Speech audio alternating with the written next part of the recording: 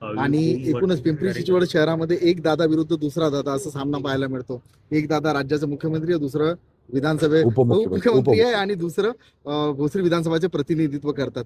नेमकं सत्तेमध्ये असूनही ते तुमच्यावर आरोप का करत आहेत? अतिशय भ्रष्टाचाराचे गंभीर आरोप केलेले आहेत, काय सांगाल त्यांना त्याविषयी? तुम्हाला चेहरा वाचता येतो का? चेहरा वाचता येतो का? आरोप करताना त्यांचे चेहरे पहा आणि माझा चेहरा पहा. नैराश्य कुणाचा चेहरा दिसते तुम्ही बघा.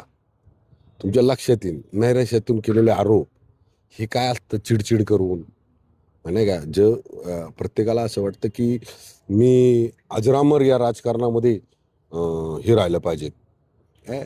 तसं नसतं. लोक आहे, जनता आहे, लोक ठरवतात की कुणाच्या मागं जायचं, कोण आपला विचार करणार आहे, कोण दूरदृष्टी ठेवून काम करणारा माणूस व्यक्ती आहे, कोणता पक्ष आहे, कोणती विचारधारा आहे, हे सगळं पाहतात आणि लोक निवडून देतात. आता ते त्यांनी जे पण काय आरोप केले त्याच्या संदर्भात उत्तर द्यावं असं मला वाटत नाही. पण त्यांचं काय मागच्या बरेच दिवस झालं सारखं चालूच आहे. भ्रष्टाचार, अमुक तमुक हे सगळं चालूच आहे. पण आता भ्रष्टाचारावर अशा व्यक्तीने बोलावं ज्याच्यावर महाराष्ट्र सरकारमध्ये जे घोटाळे गेलेले सगळे त्यांच्याकडेच आहेत आणि त्यांचं पण स्वतः नाव आहे त्याच्या एका घोटाळ्यामध्ये.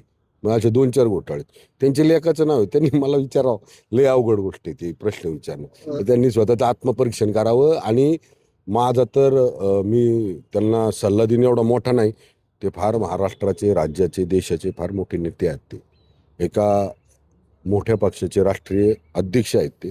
म्हणून मी त्यांना सल्ला देणं एवढं मोठं नाही आणि त्यांच्या विरोधात बोलणं सुद्धा एवढं मी बरोबर नाही वाटत. पण माझं एक छोटा कार्यकर्ता म्हणून या पिंपरी चिंचवडकर मधला एक स्वाभिमानी पिंपरी चिंचवडकर म्हणून त्यांना सांगणं आहे, म्हणजे विनंती आहे की तुम्ही या शहराच्या वाढत्या लोकसंख्येचा विचार करून, दूरदृष्टी ठेवून, व्हिजन ठेवून काही विकासाच्या मुद्द्यावर तुम्ही भाषण करा, काही चर्चा करा.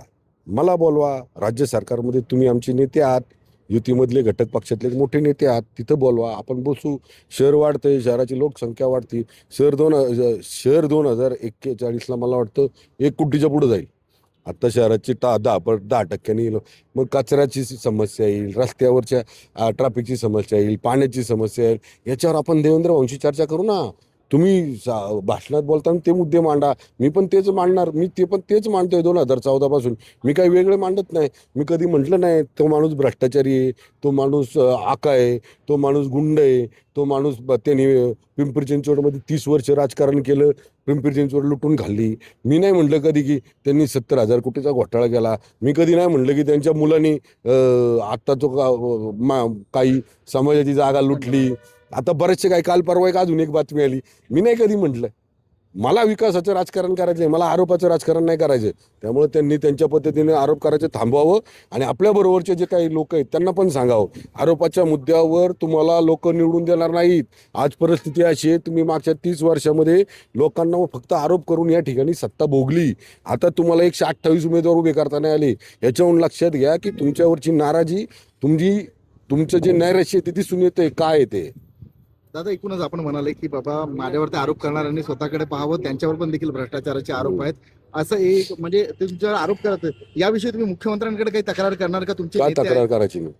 मला मुख्यमंत्र्यांनी सांगितलं होतं महायुतीचा हे टाळायचा, काय धर्म पाळायचा आणि आरोप करणं टाळायचं. आणि हे तर आमचे प्रदेशाध्यक्ष रवींद्रदादांनी पण सांगितलं होतं की आरोप नाही करायचे आपण एकमेकावर. पण त्यांचं काय झालंय माहिती का, एखाद्याला सवय झालेली आहे की माईक समोर आला की तो म्हणजे एखाद्याच्याबद्दल वाईट बोलल्याशिवाय त्यांचं भाषणच संपत नाही.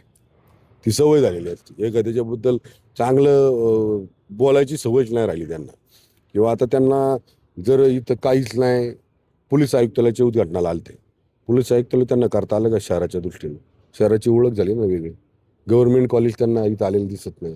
त्यांना 1982 पासून या शहरामध्ये कोर्ट होतं, ते भाड्याच्या ह्याच्यात होतं. ते कोर्टाची नवीन बिल्डिंग होती, ते दिसत नाही. त्यांना 200 बेडचं कॅन्सरचं हॉस्पिटल, 850 बेड आपल्याकडं मल्टी स्पेशालिटी हॉस्पिटल, ते दिसत नाही आहे. त्यांना या चिखली, मोची, चरवलीचा रेसिडेन्शियल कॉरिडॉर दिसत नाही आहे. समाविष्ट गावांचा विकास दिसत नाही आहे. समाविष्ट गावांमध्ये मी तुम्हाला आत्ता सगळ्यांना आव्हान करतो, त्यांना त्यांच्या लोकांना जे पण त्यांना वाटतंय ना, त्यांनी एका गावात मी सांगतो, बुर्डे वस्ती आणि पठारेमाळा किंवा चरवलीच्या कुठल्या वाडी वस्ती होता, आणि 2017च्या आधी तिथं काय परिस्थिती होती ते विचारा रस्त्याची, आणि आत्ता काय परिस्थिती ते विचारा. 1997ला घेतले त्यांना, ते पण फसवून घेतलं, त्यांना विश्वास दिला आणि त्यांच्यानंतर त्यांचा विश्वासघात केला. बरं विश्वासघात करू द्या, काय हरकत नाही, त्यांच्याकडून टॅक्स घेतला, पण त्यांना कुठं सुविधा दिल्या यांनी, कुठं सुविधा दिल्या यांनी. मग काय आहे, आम्ही जे केलं ना ते रस्त्यावर उतरल्यानंतर त्यांना कळेल. कधी कधी जातात ना ते आळंदीला, तो रस्ता ते पाहून त्यांना जरा जळपळाट होत असेल. आता एक गंभीर आरोप देखील त्यांनी केलेला आहे की दादागिरी देखील मोठ्या प्रमाणामध्ये फोफावली. दादागिरीचा एक टँकर मोठा तुमचा- माफिया असतील किंवा स्क्रॅप तुमचं नाव न घेता तुमची दहशत आहे शहरामध्ये असं ते म्हणत आहेत. दादागिरी आहे. माझी दहशत कुणावर आहे माहिती का? माझ्या धर्माच्या विरुद्ध जो काम करतो ना त्याच्यावर माझी दहशत आहे. माझ्या इथल्या मायलेकींवर जो वाईट नजर ठेवीन त्याच्यावर माझी दहशत आहे.